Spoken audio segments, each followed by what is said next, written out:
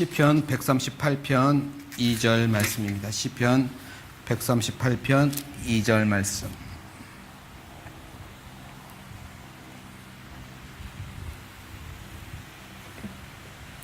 같이 한 목소리로 합독하도록 하겠습니다. 시작. 내가 주의 성전을 향하여 예배하며 주의 인자하심과 성실하심으로 말미암아 주의 이름에 감사하오리니 이는 주께서 주의 말씀을 주의 모든 이름보다 높게 하셨음이라.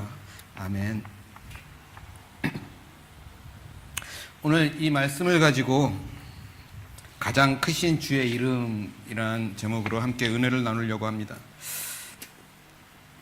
오늘 본문을 다시 보시면 2절에 이렇게 말씀하시죠. 주의 말씀을 주의 모든 이름 위에 크게 하셨다라고 이렇게 기록하고 있습니다.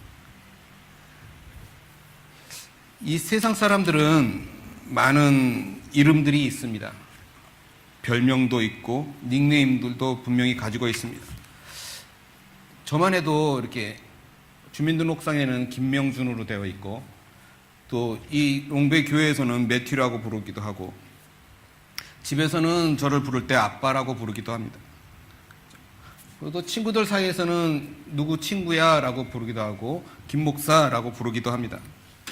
그건 꼭 유독 저만이 아니라 우리 모두 각각 한 사람 한 사람이 다 그렇다라는 것이죠. 여러분들도 각각 많은 이름들을 가지고 있다라는 것입니다. 그런데 매우 중요한 사실은 우리가 갖고 있는 그 많은 이름들, 그런 호칭들이 분명히 그 한 사람을 가리키고 있지만 그 호칭들마다 각각 아주 한 가지 특징을 이렇게 붙잡아서 부각해서 표현하고 있다라는 것입니다. 그래서 이러한 호칭의 문제는 이 성경에서도 우리가 읽어보면 매우 중요하게 다루고 있음을 우리가 발견할 수 있습니다. 예수님께서도 제자들을 가리켜서 요한복음 15장 15절에 내가 너희를 이제는 종이라 부르지 않고 친구라 부르겠다라고 이렇게 예수님께서 말씀하신 것이 기록이 되어 있고, 그리고 또 예수님께서 무덤에서 부활하신 이후에 제자들을 가리켜서 내 형제들이라고 이렇게 명칭을 우리들에게 사용하셨습니다. 이러한 말씀들은 우리의 신분과 우리의 위치가 어떻게 변화하는지를 알려주는 아주 너무나 중요한 표현들이라는 것이죠. 성경에서는 우리 믿는 사람들이 우리의 호칭이 어떻게 죄인에서 의인으로, 또 불순종의 자녀에서 순종하는 자녀로, 또 우리가 마귀의 자녀에서 하나님의 아들들로 바뀌었는지를 이렇게 보여주고 있습니다. 이렇게 성경에서는 우리들의 이름이 어떻게 바뀌었는지를 보여주고 있지만, 그러나 성경에서 가장 중요하게 다루고 있는 이름들이 있다면 그것이 바로 그것은 우리들의 이름이 아니라 바로 우리 주님 자신의 이름들이라는 것이죠. 성경에서는 우리들의 이름도 중요하게 다루고 있지만 바로 그 주님, 우리 주 예수 그리스도 그분의 이름을 아주 중요하게 다루고 있다는 것을 우리는 기억하셔야 할 것 같습니다. 이러한 주님의 이름들을 각각 주님의 어떠하신 특징들을 잘 설명해 주고 있는 것이죠. 우리가 너무나 잘 알고 있는 주님의 호칭들이 어떤 게 있을까요? 어린 양이라고도 하셨고, 반석, 방패, 요새, 전사, 주, 여호와, 그리스도, 메시아, 예수, 전능자, 위로자, 또 상담자, 영원하신 아버지, 부활의 첫 열매, 둘째 사람, 마지막 아담, 목자, 또 참 포도나무, 부활, 생명, 길, 진리, 사랑, 생명의 빵, 임마누엘, 너무나도 많은 예수 그리스도의 이름들이 성경에 기록되어 있다라는 것이죠. 그런데 이 많은 이름들을 다 기록하고 있는데 그 이름들을 하나하나 살펴보면 그 주님 한 분을 가리키면서도 각각의 그 단어들이 서로 다른 면에서 주님을 잘 표현해주고 있다라는 것입니다. 단지 이런 주님의 이름들이 주님을 아름답게 표현하거나 주님을 장식하기 위해서 그런 표현들이 아니라 주님 자신을 잘 묘사해주고 알려주는 귀한 단어들이라는 것입니다. 구약 성경에 우리가 읽다 보면 구약 성경에서는 예수님이라는 이름이 등장하지 않습니다. 그렇죠? 예수라는 주님의 이름은 처녀 마리아가 예수님을 낳기 전에 자기 백성을 그들의 죄에서 구원할 자라는 의미로 받은 사람의 아들이 되신 주님의 이름인 것이죠.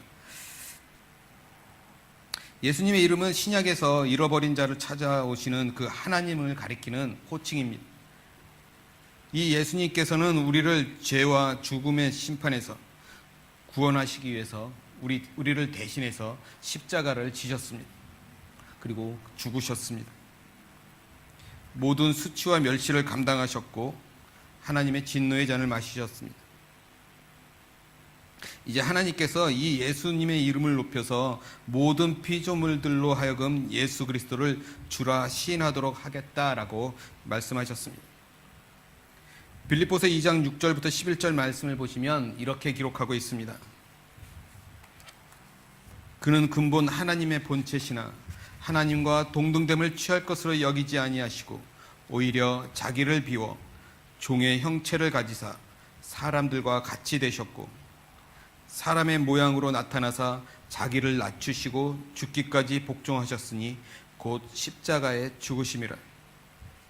이러므로 하나님이 그를 지극히 높여 모든 이름 위에 뛰어난 이름을 주사 하늘에 있는 자들과 땅에 있는 자들과 땅 아래에 있는 자들로 모든 무릎을 예수의 이름에 꿇게 하시고 모든 입으로 예수 그리스도를 주라 시인하여 하나님 아버지께 영광을 돌리게 하셨느니라.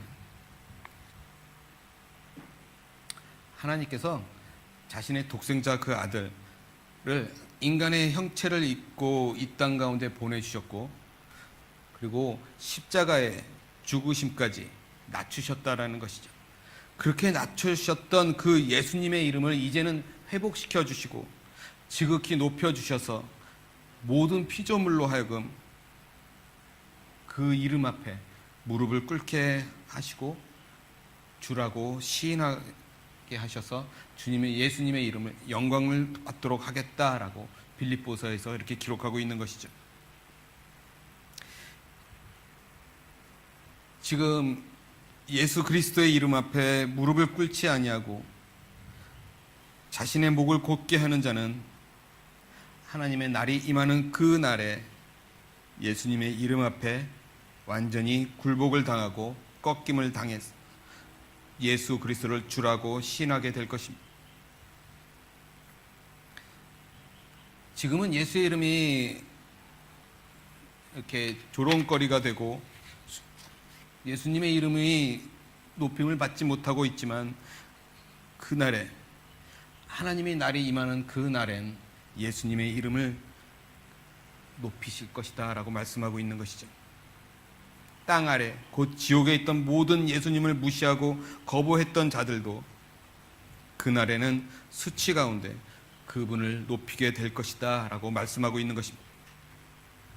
반대로 오늘 예수 그리스도의 이름을 주라고 시인하고 찬양하는 우리들은 하나님이 오시는 그날에 우리가 수치를 당하거나 부끄러움을 당한 것이 아니라 기쁨과 영광과 그 가운데 그분만 높이며 찬양하게 될 것이다 라고 말씀하고 있는 것입니다. 저와 여러분들이 그렇게 될 것이라는 것이죠. 그런데 오늘 함께 살펴본 오늘 본문 시편 말씀에서는 주의 모든 이름들 위에 주의 말씀을 높게 하셨다라고 기록하고 있습니다. 자세히 한번 보시면 주의 모든 이름들 위에 주의 말씀을 높게 하셨다라고 기록하고 있죠. 주의 말씀을 다른 주님의 이름보다도 높게 하셨다라는, 우리가 주님의 말씀이라고 생각할 때는 다만 하나님의 입에서 나온 말씀 또는 기록되어 있는 글로 적혀 있는 말씀 그것들만 생각하게 때가 참 많이 있지 않습니까? 그런데 성경에서는 바로 그 말씀이라고 하는 주의 이름에 대해서 기록해 주고 있다라는 것입니다. 우리가 앞에서 읽었듯이 주님을 가리키고 있는 그 많은 이름들 중에서 가장 큰 이름이 있다면 그것이 바로 말씀이라는 이름이라는 것입니다.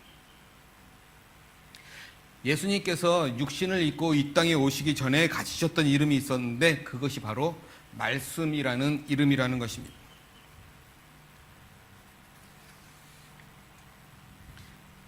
예수님께서 이 땅에 다시 오시는 그날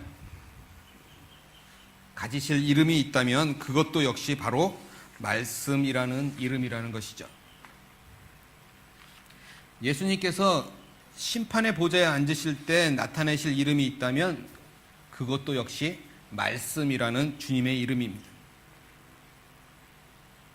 사도 요한이 기록한 서신들을 살펴보면 요한일서 5장 6절부터 7절에 이렇게 기록하고 있습니다. 이는 물과 피로 임하신 이시니 곧 예수 그리스도시라. 물로만 아니요 물과 피로 임하셨고 증언하는 이는 성령이시니 성령은 진리니라. 증언하는 이가 셋이니. 물과 피로 오신 주님의 이름이 바로 예수 그리스도이시죠. 사람의 아들로 오신, 육체를 입고 이 땅에 오신 주님의 이름이 바로 예수 그리스도시라는 것입니다. 그런데 바로 그 주님께서 하늘에서 증언하실 때에는 말씀이라는 이름으로 불리고 계심을 우리가 기억하셔야 합니다. 요한복음 1장 1절에 보면 이렇게 말씀하시죠. 태초에 말씀이 계시니라. 이 말씀이 하나님과 함께 계셨으니 이 말씀은 곧 하나님이라.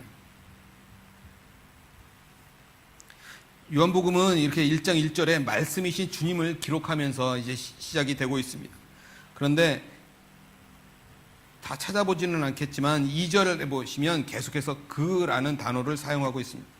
2절에는 그가, 3절에는 그로, 또 그가 없이는, 또 4절에는 그 안에, 또 10절에는 그가, 또 그로 말미암아, 12절에는 그 이름을 믿는 자.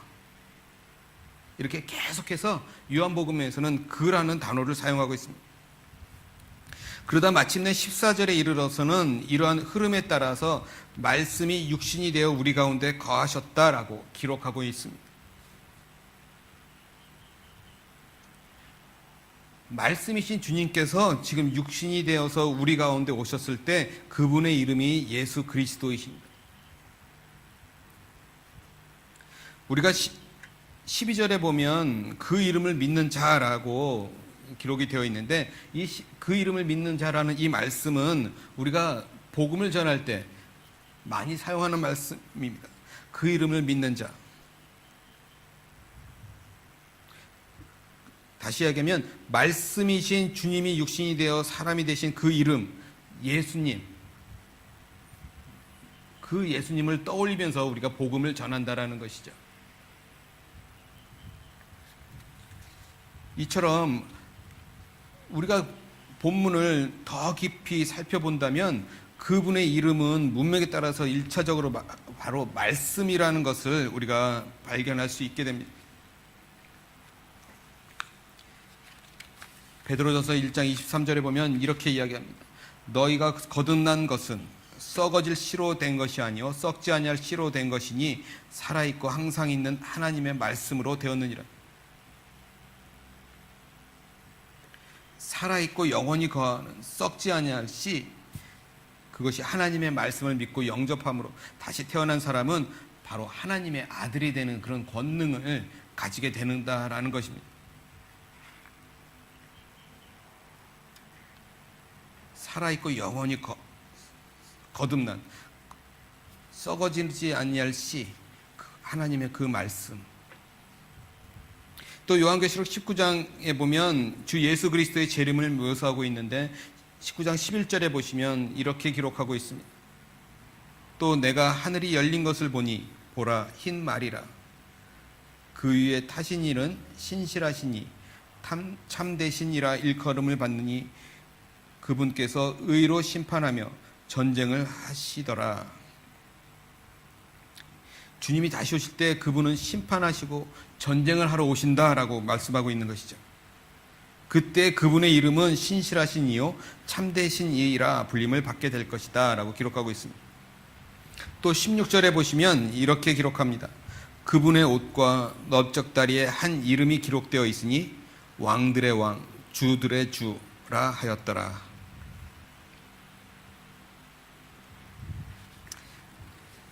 그러나 빼놓을 수 없는 그분의 이름이 있다면 그것이 바로 하나님의 말씀인데 요한계시록 19장 12절 13절 말씀을 보면 이렇게 이야기합니다.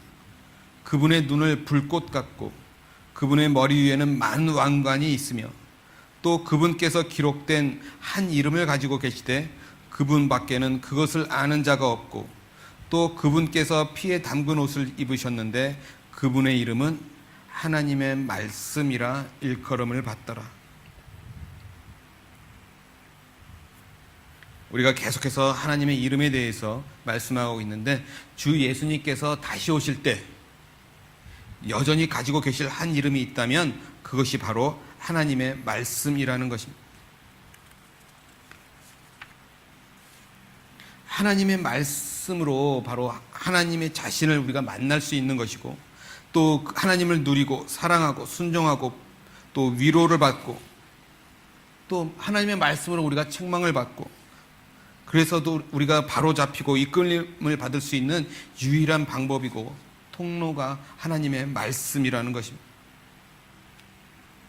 그래서 하나님의 말씀을 대하는 태도가 하나님을 대하는 태도인 것을 기억하시기 바랍니다.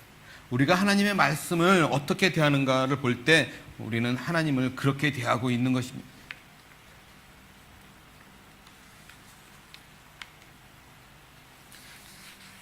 우리는 이미 영생을 얻은 사람입니다. 생명을 얻은 우리들이 생명을 더 풍성히 얻기 위해서 날마다 영접하고 마음에 품어야 할 주님의 이름이 있다면 그것은 바로 말씀입니다. 오늘날 보이지 않는 하나님을 우리가 가까이 할 수 있는 길이 있는데 그것이 바로 말씀을 주야로 묵상하며 가까이 하는 것입니다. 그런데 요즘 하나님의 말씀보다도 다른 것이 더 앞서가는 것들을 보게 됩니다. 하나님의 말씀을 임의적으로 해석하고 자기 뜻대로 해석해서 하나님보다 다른 것이 더 우상이 되어가는 것들이 종종 우리 가운데 있다라는 것이죠. 그러나 다른 그 무엇보다도 예수님 이름을 앞서는 것은 없다라는 사실을 기억하시길 바랍니다. 온전히 예수님의 이름만이 저와 여러분들의 삶 가운데 있기를 주님의 이름으로 간절히 소원합니다. 다른 것은 예수님이 오실 때 다 불타 없어질 것들입니다. 온전히 예수의 말씀만이 살아있을 것이고 예수의 말씀만이 영원할 것입니다. 오늘 여러분들에게 간절하게 소원하는 것이 있다면 이 말씀이신 주님을 더 사랑하고 이 말씀이신 주님을 찬양하며 따르는 저와 여러분 모두가 되기를 주님의 이름으로 간절히 소원합니다. 하나님의 말씀은 영원히 살아있다. 우리가 하나님을 믿는다 하면서도 하나님의 말씀을 믿지 않고 하나님은 틀린 것이 없고 완전하신 분이라고 말하면서도 하나님의 말씀은 믿지 않습니다. 하나님의 뜻을 알기 원한다고 말을 하는데 하나님의 말씀을 알려고는 노력하지 않습니다. 하나님께 순종한다라고 고백하지만 하나님의 말씀에는 순종하지 않는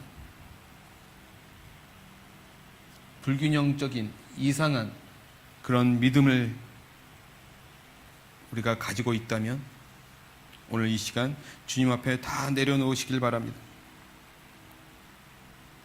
하나님의 말씀은 바로 하나님 자신을 만나는 길이고 또 하나님을 사랑하고 순종하고 그 하나님을 통해서 배움과 위로를 얻는 유일한 방법이고 유일한 통로인 것을 우리 여러분 모두가 깨달아 알아서 생명을 얻되 더 풍성히 얻어가 승리하는 삶을 살아가는 저와 여러분 모두가 되시기를 주님의 이름으로 다시 한번 간절히 소원합니다. 기도하겠습니다. 하나님 아버지 감사합니다. 우리에게 주님을 믿는다고 하는 입술의 고백은 있었는데 하나님 실제로 마음을 찢는